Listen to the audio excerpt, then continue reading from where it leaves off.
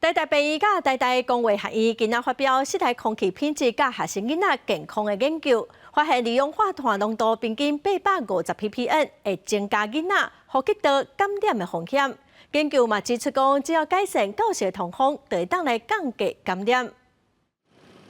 新冠疫情期间，国内有真侪件幼儿园发生规定感染的事件。为了了解幼儿园气候病毒感染的原因，台大病院甲台大公卫学院合作研究发现，教室内底空气品质甲学生囡仔健康有真明显的正关系。我们都认为说，这个小朋友把这个病毒带回家，还是说把感冒带回家是理所当然，还是说无可奈何？ 但实际上，最重要的重点是，其实是我们的幼稚园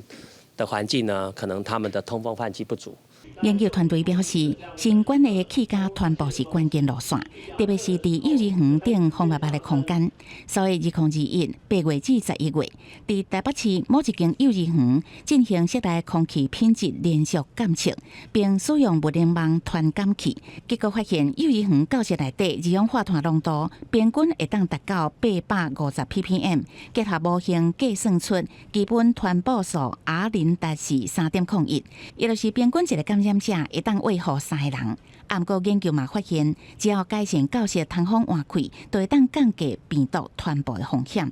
大部分的